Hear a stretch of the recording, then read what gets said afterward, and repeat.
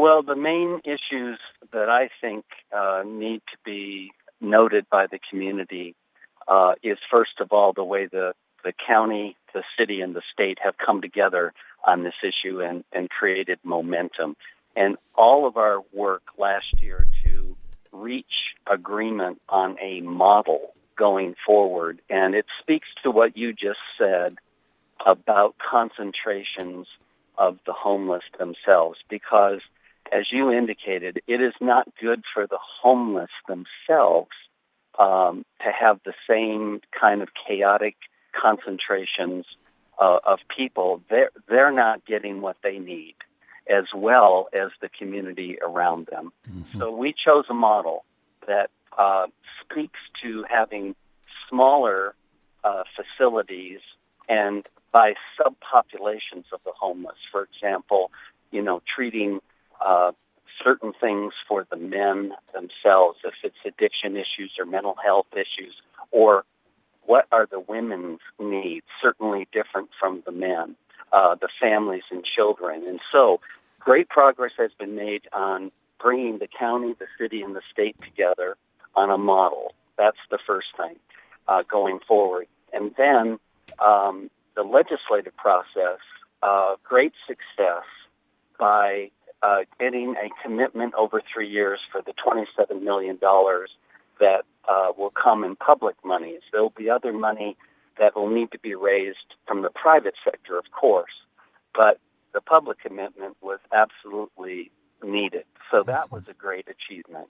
Now what we're doing is going out again to the public this year to really look at how could these smaller facilities be designed, and then ultimately where should they be? Where could they fit in to the community?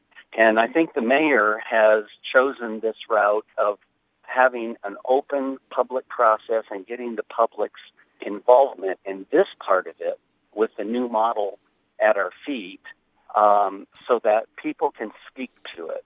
And we can get maybe some buy-in and some support so that when actual sites are chosen, then we'd be in a position to maybe have more acceptance. Yeah. So that's kind of where we are, and I think we've achieved a lot, but I don't think you're probably seeing right at the park level or the street level much change yet, because we're still in this process. And I know things are being done with the police department and with the city. I know the city council, I think last night, wanted a new chunk of money, $500,000, to go towards solving some of the immediate issues while we're working on this longer-range plan. Yeah, I think you're right. The buzz I'm hearing around the park and just the gut feel, and driving by the park every working day of my life, sometimes 2, 3, 4, 5 times a day, I think you're right. I don't think we've really seen the fruits of all the labor yet, but I'm just getting this gut feeling that we are going to. When and how should people participate, Palmer, and get involved in this process? Well, briefly, let me just, the city put out a news release, I believe, yesterday.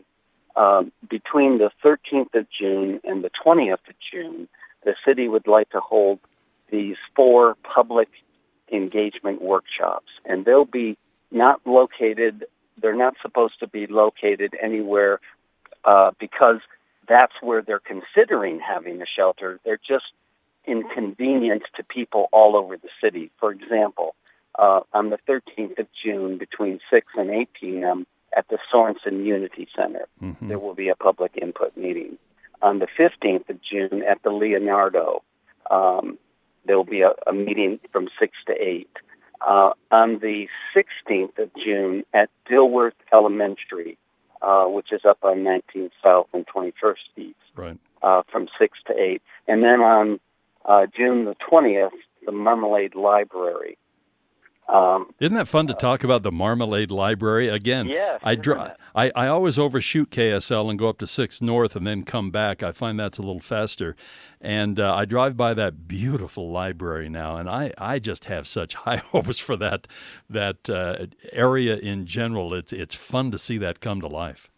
It is, and it's a wonderful facility. And So these are 4 areas around the city so that we can make it accessible for people to come to these very important meetings. And there will be expert people.